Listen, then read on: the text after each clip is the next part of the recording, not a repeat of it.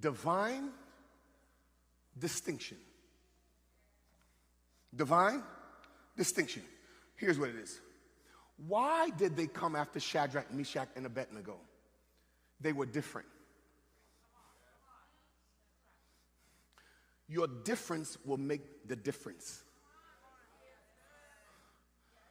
Oh, y'all not with me. They were not playing around with what everybody else was doing. They were counter-culture. Everybody was worshiping the golden idol. They kept their allegiance to God. Now, some of you say, well, Dr. Phil, that was in the Old Testament. Let me tell you what we worship today. We worship the same things that Beyonce worship, and we call it music. We call it art. We worship the same thing that these people worship in Hollywood, and we call it being creative. Let me teach you something. When you are a child of God, there needs to be a difference in what you bow down to, what moves your soul. Preach, Dr. Phil. I'm not against music. I'm against music that doesn't glorify God. Are you with me here? Sometimes you bow down by the clothes that you wear. Not every designer is meant to be on your body as a believer.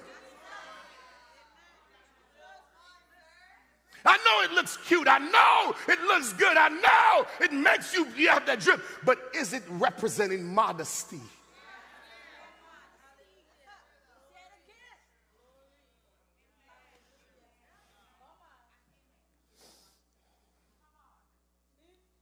This message is going to be a little fire today. Are y'all ready? The church is not meant to be culturally relevant.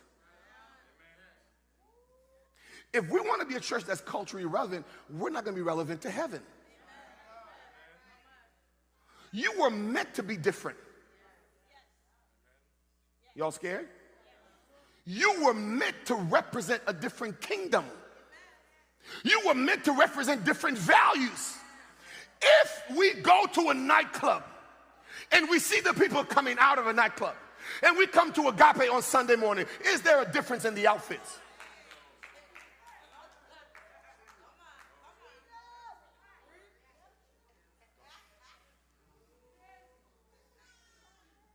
Okay, let me move on because I'm not getting it.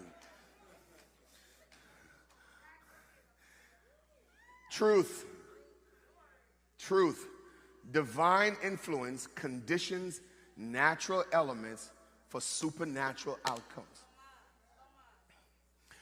They said because these guys wouldn't worship the golden image, throw them in the fire. Put them where? But watch the text. What is the fire? The fire is a natural threat meant to intimidate a supernatural conviction. Ooh, y'all not ready, them not ready for this, you know.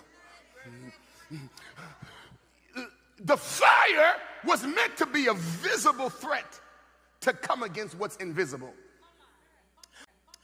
But because God is in them, not even the fire can stop them from standing up for God. Y'all know with me. The king said, here's what we're going to do. We're going to warm up the furnace 7 times. But he made a strategic mistake. He made a very big mistake. If you know anything about biblical numerology, the number 7 is the number of perfection. It's the number of completion. It's God's number. The enemy will slip up every now and then. When he thinks he's going to bring me down, he will do something that sets me right up. When he read up 7 times, he called down heaven. 7 is God's number. God says, if you call 7, I'm here. Chris, let me preach for a minute so I can save my voice for second service. You all ready? This mic a little bit, yeah. Number 7 in the Bible is the number of perfection. It's the number of completion.